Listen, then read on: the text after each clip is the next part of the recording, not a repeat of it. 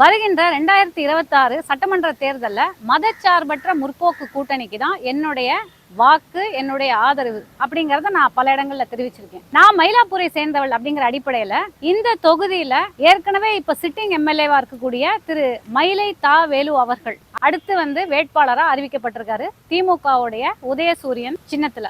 அவருக்கு என்னுடைய முழு ஆதரவை தருவது என்னுடைய ஜனநாயக கடமையாக நான் கருதுகிறேன். இதை ஏன் நான் சொல்றேன், இவ்வளவு ஆணித்தனமா சொல்றேன் அப்படிங்கறதுக்கு சில விஷயங்களை இன்னைக்கு நம்ம பேச போறோம். அதை சொல்றதுக்கு முன்னாடி முதல்ல மயிலாப்பூர் அப்படிங்கிற இந்த தொகுதியுடைய இந்த ஏரியாவுடைய சிறப்பம்சத்தை நான் உங்களுக்கு சொல்லி ஆகணுங்க. மயிலாப்பூர் அப்படிங்கிறது திருமயிலைன்னு சொல்லக்கூடிய பல நூற்றாண்டுகளா இருக்கக்கூடிய சென்னையின் ஒரு ஏரியா. சென்னை அப்படிங்கிற ஒரு இடம் உருவாகிறதுக்கு முன்னாடியே மயிலை இருக்கு. அப்படி இருக்கும் பொழுது இந்த மயிலாப்பூருடைய சிறப்பம்சம் அப்படின்னு நம்ம சொன்னோம்னா, இங்க யூசுவலா எல்லாரும் என்ன சொல்லுவாங்க, இது ஒரு பிராமின் ஏரியா அப்படின்னு ஒரு பெர்செப்ஷன் இருக்கு. ஆனா அது முற்றிலும் தவறு. ஏன்னா இங்க எத்தனை இந்து கோவில்கள் இருக்கோ அதே அளவுக்கு சாந்தோம் சர்ச்சும், செயின்ட் மேரிஸ் சர்ச்சும், செயின்ட் ஜான்ஸ் சர்ச்சும், அதே மாதிரி மந்தவெளி மசூதி, மயிலாப்பூர் மசூதின்னு எல்லா, அதாவது நீங்களே மயிலாப்பூர் வந்திருப்பீங்க, சின்ன சின்ன தெருக்களா இருக்கும், ரோ ஹவுஸா இருக்கும், இல்ல ரெசிடென்ஷியல் ஏரியா, பாஷ் ஏரியாவும் இருக்கு, இல்ல டுமிங் குப்பம், நொச்சி குப்பம் போன்ற மீனவர்கள் வாழும் பகுதியும் இருக்கு. இந்த இடத்துல எல்லாம் மக்கள் எல்லா மதத்தையும் தாண்டி, எல்லா சாதியையும் தாண்டி, இந்த பிரிவினைகள்லாம் தாண்டி மத நல்லிணக்கத்தோட வாழ்ந்து இருக்கிற ஒரு ஏரியா தான் மயிலாப்பூர் அப்படிங்கிறது. இந்த ஏரியால இன்னொரு சிறப்பம்சம் என்ன அப்படின்னா, இந்த எலக்ட்ரேட், அதாவது இங்க இருக்கக்கூடிய பொதுமக்கள், வாக்களிக்கக்கூடிய பொதுமக்கள் ஒரு எஜுகேட்டட் எலக்ட்ரேட் அப்படின்னு நம்ம சொல்லுவோம். அவங்க படிப்பறிவை மட்டும் நான் வச்சு சொல்லல, சாதாரணமா ஒரு பூ விற்கிற அம்மால இருந்து ஒரு இளநீர் விற்கிறவர்ல இருந்து யூசுவலா இந்த ஏரியால செட்டில் ஆனவங்க பல தலைமுறைகளா இங்க இருப்பாங்க. யூசுவலா இந்த மொஃபசில் ஏரியால உங்களுக்கு ஃப்ளோட்டிங் பாப்புலேஷன் நிறைய இருக்கும். ஆனா இங்க வசிக்கக்கூடியவர்கள் பல தலைமுறைகளா இங்க வசித்துட்டு இருப்பாங்க. அப்போ அடுத்தடுத்து எந்தெந்த அரசாங்கங்கள் வந்திருக்கு, எம்எல்ஏ என்ன பண்ணிருக்காரு, அரசாங்கம் என்ன பண்ணிருக்கு அப்படிங்கிற அரசியல் படுத்தப்பட்ட ஒரு எலக்ட்ரேட் தான் இந்த மயிலாப்பூருடைய எலக்ட்ரேட். அதுதான் இந்த மயிலாப்பூருக்கு ஒரு சிறப்பம்சமாக விளங்குகிறது. இது மட்டும் இல்லாம நான் ஏற்கனவே சொன்னது மாதிரி இது பிராமின் ஏரியா நம்ம சொல்றோம். ஆனா பிராமின்ஸ் எவ்வளவு இருக்காங்களோ அதே அளவுக்கு நம்முடைய தமிழ் பூர்வ குடிகளான மீனவர்களும் நொச்சி குப்பம், டுமிங் குப்பம் போன்ற ஏரியாக்கள்லயும் இருக்காங்க. இப்ப நான் இந்த எஜுகேட்டட் எலக்ட்ரேட் அப்படின்னு நான் சொன்னேன் பாத்தீங்களா, இவங்க தான் 2021 10 வருஷமா ஒரு ஆட்சி அதிருப்தியை கொடுத்தது அப்படின்னு சொல்லிட்டு திமுகவுக்கு ஒரு மாபெரும் வெற்றியை கொடுத்தாங்க. அதாவது 2021 மே மாசம். எதனால இந்த வெற்றியை திமுகவுக்கு கொடுத்தாங்க அப்படின்னா, வளர்ச்சி பாதையில தமிழ்நாட்டை எடுத்து செல்ல வேண்டும் அப்படிங்கிற ஒரு பெரிய நம்பிக்கையில தான் கொடுத்தாங்க. அந்த நம்பிக்கை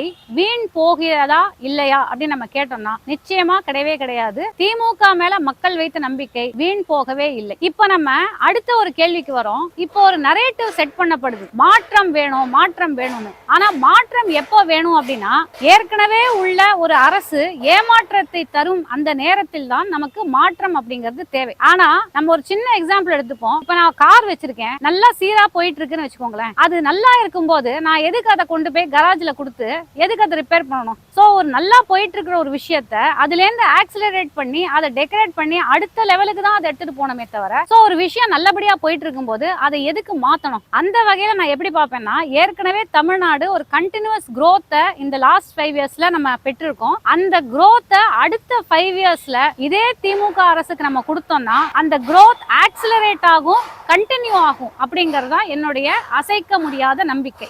ஏற்கனவே தமிழ்நாடு வளர்ச்சியை நோக்கி போயிட்டு இருக்கு அப்படின்னு நான் சொன்னேன்ல. என்ன வளர்ச்சி அப்படின்னு நீங்க கேட்கலாம். ரெண்டு முக்கியமான விஷயங்க. ஒரு எக்கனாமிக் growth தான் உண்மையான growth அப்படின்னு நம்ம பார்த்தோம்னா, ஜிஎஸ்டிபி, அதாவது கிராஸ் ஸ்டேட் டொமஸ்டிக் ப்ராடக்ட், அது என்ன அளவுக்கு நம்ம வளர்ந்துருக்கோம் அப்படின்னா ஆல்மோஸ்ட் டபுள் டிஜிட் கொடுத்து இந்தியாவிலேயே முதன்மை மாநிலமா நம்ம கடந்த 5 வருடங்கள்ல திகழ்ந்திருக்கோம். இது 11.19% growth நம்ம காமிச்சிருக்கோம். ரெண்டாவதா எத்தனை இன்வெஸ்ட்மெண்ட்ஸ் வெளியில இருந்து வந்திருக்கு அப்படின்னா 1100க்கும் மேற்பட்ட இன்வெஸ்ட்மெண்ட்ஸ் வந்திருக்கு. அரௌண்ட் 12.5 lakh crore அளவுக்கான இன்வெஸ்ட்மெண்ட் பொட்டன்ஷியல் இந்த கடந்த 5 வருடங்கள்ல வந்திருக்கு. இது லேட்டஸ்ட் ஃபிகர்ஸ். பெண்களுக்கு மட்டும் இல்ல, குழந்தைகளுக்கு, ஆண்களுக்கு அப்படின்னு சொல்லி ஒரு ஹியூமன் கேபிட்டல்ல இன்வெஸ்ட் பண்ணக்கூடிய ஒரு அரசா இவங்க இருந்திருக்காங்க. வளர்ச்சியை நோக்கிய ஒரு அரசா இருந்திருக்காங்க அப்படிங்கறது எனக்கு ரொம்ப பிடித்த ஒரு விஷயம். அதுக்கு உதாரணமா தான் நம்ம சொல்லக்கூடிய அனைத்து திட்டங்களும் வருது. ஒரு நாட்டுடைய 50% பாப்புலேஷன் இன்னைக்கு பெண்கள் அப்படின்னு ஆனதுக்கு பிறகு அந்த பெண்களுக்கு என்ன பண்ணிருக்காரு அப்படின்னு நீங்க கேட்கலாம். ஒண்ணும் இல்லைங்க, இந்த மகளிர் உரிமை தொகை அப்படின்னு நம்ம சொல்லக்கூடிய அந்த 1000 ரூபாய் வருது பாத்தீங்களா,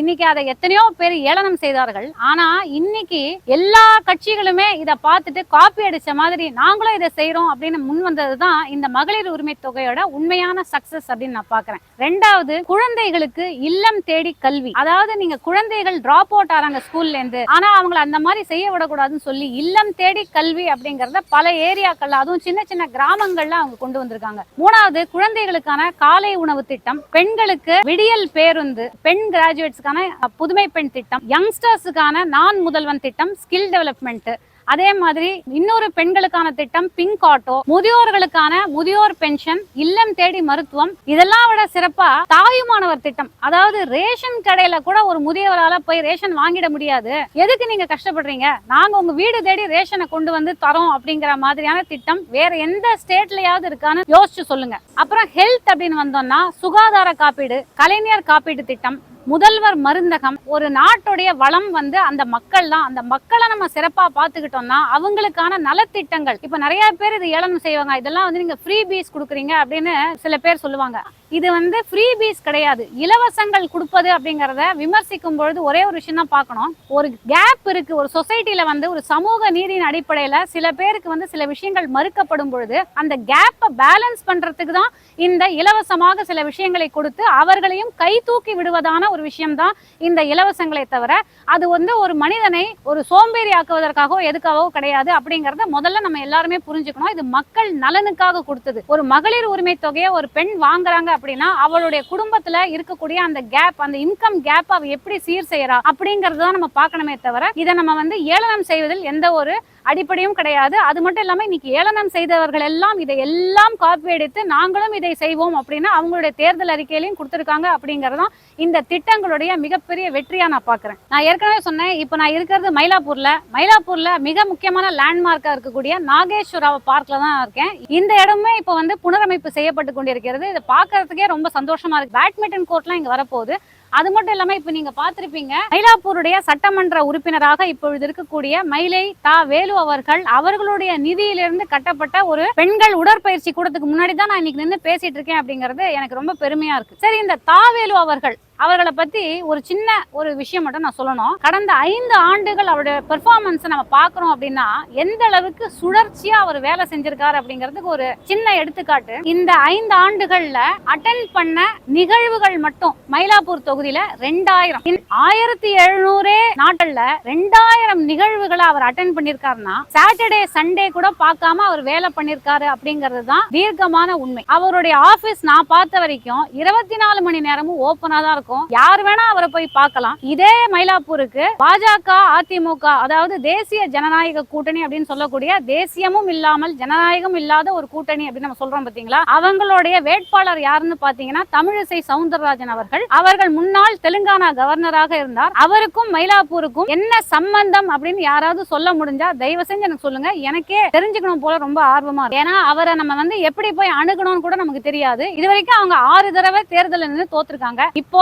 7வது தடவையும் தோக்கிறதுக்காகவே மயிலாப்பூர்ல நிக்கிறாங்க அப்படின்னு நினைக்கிறேன். மயிலை தாவேலு அவர்கள் மயிலாப்பூருக்காக செய்த சில நல்ல திட்டங்கள் என்ன, கொண்டு வந்த திட்டங்கள் மற்றும் செய்த நற்செயல்கள் என்ன அப்படிங்கறத சொல்லணும் அப்படிங்கறது என்னுடைய கடமையா நான் பாக்குறேன். முதல்ல மயிலாப்பூர் அப்படின்னாலே நமக்கு தெரியும் பல இந்து கோயில்கள் இருக்கிற இடம். திமுக சனாதனத்துக்கு எதிரி அப்படிம்பாங்க. ஆனா இதே மயிலாப்பூர்ல தான் கடந்த 5 வருடங்கள்ல 34 இந்து திருக்கோயில்களுக்கு குடமுழுக்கு செய்யப்பட்டிருக்கிறது. அது மட்டும் இல்லாம கபாலீஸ்வரர் கோவில் அப்படிங்கிற மிக முக்கியமான ஸ்தலத்துல தமிழ்ல அர்ச்சனை செய்வதற்கான முன்னெடுப்புகள் எடுக்கப்பட்டிருக்கு. இது இந்த கடந்த 5 வருடங்கள்ல நடந்த ஒரு சாதனை. இதை நடத்தினது மயிலை தா வேலு அவர்கள். அப்புறம் மயிலாப்பூர்ல தொடர்ந்து இருந்த பிரச்சனை, மயிலாப்பூர்னு சொல்ல முடியாது, எல்லா இடத்துலயுமே தொடர்ந்து இருந்த பிரச்சனை மழை நீர் வடிகால். இது ஏன் இந்த மாதிரி இவ்வளவு பிரச்சனை ஆச்சு அப்படின்னா, திமுக ஆட்சிக்கு வருவதற்கு முன்னாடி 10 வருஷத்துல ஸ்மார்ட் சிட்டி கொண்டு வரேன் அப்படின்னு யாரோ ஒருத்தங்க ப்ராமிஸ் பண்ணி ஸ்மார்ட் சிட்டி எல்லாம் இல்ல, நம்மளதான் முட்டாளாக்குனாங்க. ஆனா இந்த திமுக ஆட்சி வந்ததுக்கு அப்புறம் முதல் வருஷம் மழை பெஞ்ச போது மழை தேங்கிச்சு. கண்டிப்பா நானும் ஒத்துக்கிறேன், ஏன்னா இதை பத்தி நானே வீடியோ போட்டிருந்தேன். ஆனா அதுக்கு அடுத்த வருஷம் இவங்க ஆய்வு பண்ணி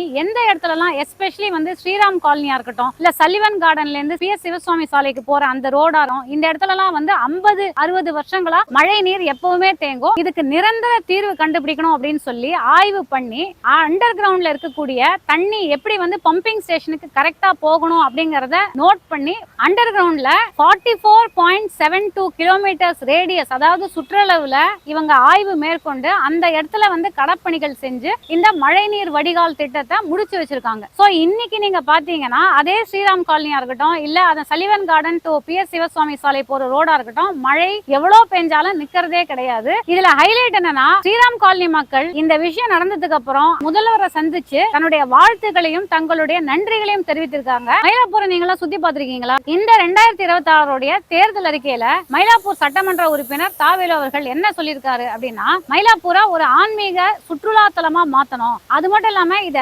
சுற்றுலா துறையோட சேர்ந்து இந்த விஷயத்த பண்ணி, இப்ப ஃபாரின் கண்ட்ரீஸ்ல நம்ம போனோம்னா ஒரு டே ட்ரிப்பா சொல்லிட்டு ஒரு பஸ்ல ஏறி எல்லா இடங்களையும் நம்ம பார்த்துட்டு வருவோம்ல, அந்த மாதிரி மயிலாப்பூர்ல இருக்கக்கூடிய இந்த பழமை வாய்ந்த புராதன கோவில்கள் தேவாலயங்களை நம்ம சுத்தி பார்க்கிற அளவுக்கு சுற்றுலாத்துறையோட சேர்ந்து ஒரு டே ட்ரிப் மாதிரி உருவாக்கணும் அப்படிங்கிற ஒரு முக்கியமான ஒரு ஃபன்னான ஒரு விஷயத்த மயிலை தாவேலு அவர்கள் ப்ரப்போஸ் பண்ணிருக்காரு. இந்த திட்டத்துக்கு ரொம்ப ஆப்டா திருமயிலை தரிசனம் அப்படின்னு பேர் வச்சிருக்காங்க. அதுவும் சூப்பரான ஒரு விஷயம். அப்புறம் ஒரு நாட்டுடைய மிக முக்கியமான ஸ்ட்ரெங்த் யாருன்னு பாத்தீங்கன்னா அந்த யூத் தான். அந்த யூத்துக்காக நம்மளுடைய தாவேலு அவர்கள் ஒரு மிக முக்கியமான திட்டத்தை இந்த தேர்தல் அறிக்கையில கொடுத்திருக்காரு. அதை பத்தி நான் சொல்லி ஆகணும். தட் இஸ் இளைஞர்கள் மறுமலர்ச்சி திட்டம். இன்னைக்கு நம்ம பாக்குறோம் எத்தனையோ இளைஞர்கள், அதுவும் எஸ்பெஷலி ஒடுக்கப்பட்ட சமூகங்கள்ல இருந்தோ இல்ல வறுமை கோட்டுக்கு கீழே உள்ள இல்ல அண்டர் பிரிவிலேஜ் யங்ஸ்டர்ஸுக்கு கெரியர் கைடன்ஸ் கிடைக்க மாட்டேங்குது. அவங்களுடைய உடல் மற்றும் மன வெல்ஃபேர், அதாவது அவங்களுடைய பிசிக்கல் அண்ட் மென்டல் வெல்பீயிங்கான சில விஷயங்கள் அரசு வந்து செய்து தர மாட்டேங்குது. ஆனா இந்த இடத்துல தான் இந்த கேப்பை ஃபில் பண்றதுக்கு தான் இந்த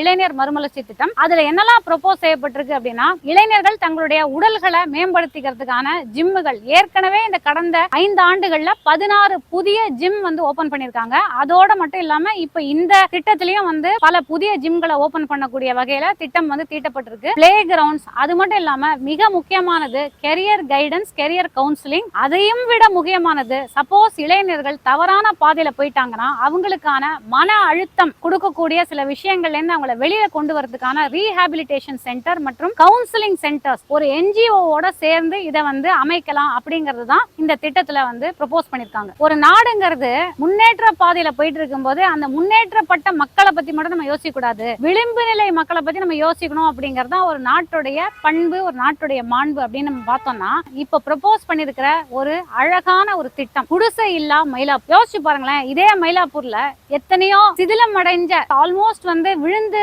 இருக்கிற அந்த டுமிங் குப்பம், நொச்சிக்குப்பம் போன்ற, இல்லைன்னா ஆண்டிமனை தோட்டம், திருவள்ளூர்பேட்டை போன்ற எத்தனையோ குடியிருப்புகள் இருந்தது. ஆனா அதெல்லாம் வந்து கடந்த 10 வருஷங்கள், அதாவது 2011 இருந்து 2021 வரைக்கும் அதிமுக அது மேலாம் கைய வைக்கவே இல்லை. ஆனா once DMK came to power 2021ல அவங்க இதை நம்ம கண்டிப்பா சீர் செய்யணும் அப்படின்னு சொல்லி 10,000 வீடுகள் வந்து கட்டித்தரோம் இந்த ஏழை மக்களுக்கு அப்படின்னு சொல்லி அதுல 3,500 வீடுகளை ஏற்கனவே கட்டி முடிச்சிட்டாங்க. கட்டி அதை ஹேண்ட் ஓவரும் பண்ணியாச்சு.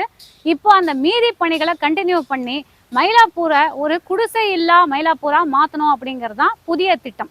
இதுல நம்ம சிறப்பா சொல்ல வேண்டிய விஷயம் என்னன்னா, மயிலை தாவேலு அவர்களுடைய பர்சனல் ட்ரீம், அதாவது அவருடைய தனிப்பட்ட ஒரு கனவா இது இருக்கிறது தான் ஒரு பெரிய ஹைலைட்டு.